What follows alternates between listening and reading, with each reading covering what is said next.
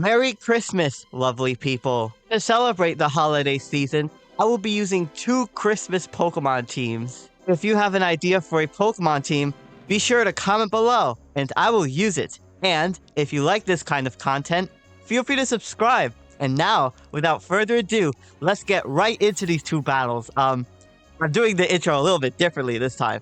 1, because it's Christmas, and 2, because this battle was extremely fast-paced. So I'm gonna lead off with Santa, of course. Now, this was an interesting Santa set because I have a Fling Charcoal on the set. I also have Acrobatics and a Present. It was an amazing set. I actually flung the coal Pokemon. That was amazing. I didn't even mean for that to happen, but yeah, I just get cooked by a flamethrower. So I'm going to swap into my Christmas tree, and I'm going to absolutely just clobber that Colossal with the Earth Power. This is especially offensive Arboliva for the Christmas tree. So the Hariyama comes in, and they're going to go for the close combat. Jeez, that basically takes me out.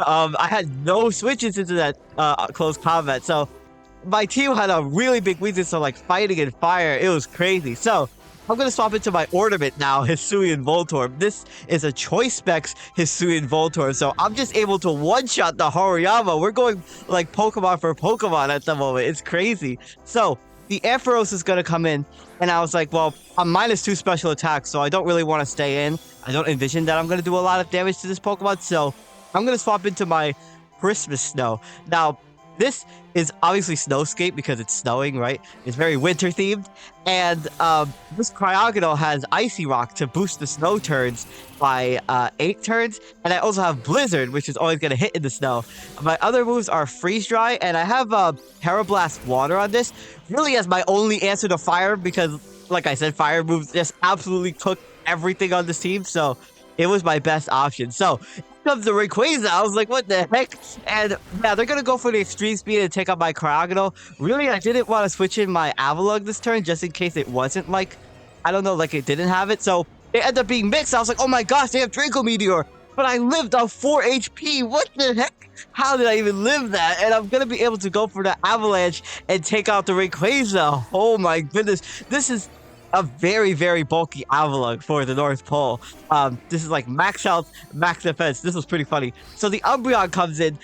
Since I have the Snow and the Ice Body ability, actually, I don't have Sturdy, and the Snow gives me a defense boost, and I actually critical hit the Umbreon with Body Press. That definitely mattered because Umbreon is a very annoying, bulky nuisance of a Pokemon. So the last Pokemon is the Sylveon. They're just gonna revenge KO me with the Moonblast, but I thought, wow, that Avalugg really did a lot of work for me this game. So I'm going to swap in Rudolph here. I chose Shaman Sky over Stantler just because, you know, Shaman Sky flies and everything. And I thought it was a better fit than like Stantler. So this is a physical Shaman Sky. I'm running a loaded dice Bullet Seed. I didn't want to run like the flinching air slash set and everything, but the Sylveon ends up being a red card. I was like, oh no, they're gonna swap into my Voltorb. What if I fade to this Moonblast? That would be so sad. So my Voltorb gets dragged in for the ornament, and they're gonna go for the Moonblast, but I take it, but I get a special attack drop. I was like, shoot, well, I don't know if this Choice Specs Leaf Storm is going to take it out. Voltorb doesn't have the highest special attack, but I end up taking it out. I was like, yes, this ornament. I love Hisuian Voltorb. It's such a cutie. But that's the end of that first game. What a wild, like, fast-paced game. Now, this game was also just crazy. So, swapping into my Abomasnow. Now, Abomasnow is just overall a very fitting, like, Christmas-themed Pokemon, but I didn't really have the best, like, snowman-themed Pokemon, so I went with Abomasnow for Frosty the Snowman, like, iconic Christmas special. I prefer Frosty Returns, actually. I watched that, like, a couple of years ago for the first time, and it was just such a bizarre special, especially compared to the first one, but I don't know, I liked it. So the Dugong is going to come in, it's going to wall my Blizzard, it's actually going to have Ice Body, which is going to, you know, raise its HP with the Snow that I set up, so I was like, shoot, well, I kind of want to, like, trick this thing its leftovers away, because I have a Choice Scarf Chingling, amazing, for the Jingle Bells, but Overquill comes in, I was like, oh my gosh, well, I do get a Black Sludge, so maybe it's like more of a defensive set with like spikes or maybe like toxic spikes and everything, you know, like a hazard setting Overquill. But then the Overquill goes for Fellstinger. I was like, oh my gosh, what did I just do? So the Overquill is now going to get a +3 in attack and it's Choice Scarf now. So I was like, Geez, I really don't have a lot of options for this. So I'm gonna swap into my Iron Bundle. Now this is a really interesting Iron Bundle set.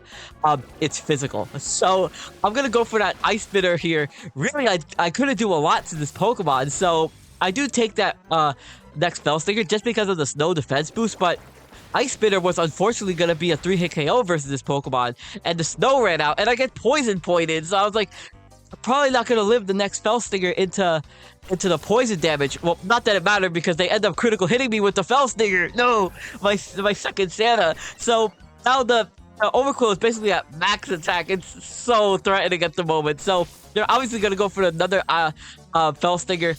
Now that's gonna take me all the way down to my Focus Sash for Roly-Coly, the Cole. And really, I had to explode on this turn. This was actually a hazard setting, Roly-Coly. It had like Stealth Rocks and Spikes and everything, but I had to go for the explosion just to take out the Overquill. But this Pokemon took out half of my team, so like really, what it was at what cost, right? So the Cinccino comes in. I didn't lead Roly-Coly just because Cinccino could possibly be a lead, and they could have the option of tidying up, which removes hazards, and also they could like Bullet Seed my Roly-Coly as well. So I'm gonna swap in Morgrim for the Elf. I thought it was like the most elf-like Pokemon, I guess. And this is a pretty interesting set. So I was able to trick away the Lagging Tail to the Cinccino thanks to my Prankster ability. And now the Cinccino is basically gonna be really, really slow. In fact, it's never gonna move first because Lagging Tail obviously reduces the priority of all of its move to like negative priority. So now it's like not going to be able to ever move first no matter what Pokemon I bring in. So I'm going to go for the Party Shot, and I'm going to Party Shot into my Abomasnow. Now this is a especially offensive Abomasnow on this team. I'm running heavy duty boots on this so that I don't take any hazard damage because obviously this team is like super weak to hazards. It's very prone to Stealth Rocks and like Spikes damage as a whole, especially since I don't have hazard removal on this variant of the team. So I'm going to be able to take all of these Bullet Seeds.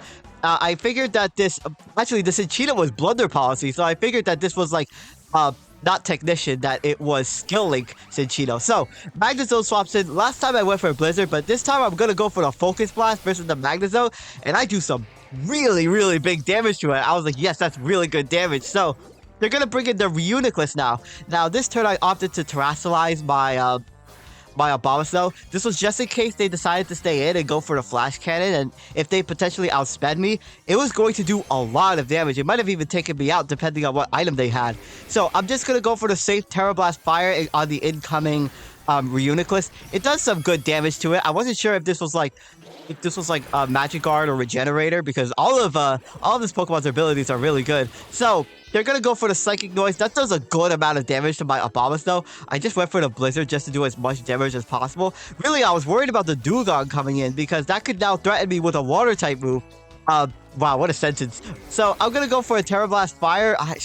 Maybe I should have gone for Blizzard this turn, but like I said, the Dewgong coming in was gonna be pretty threatening.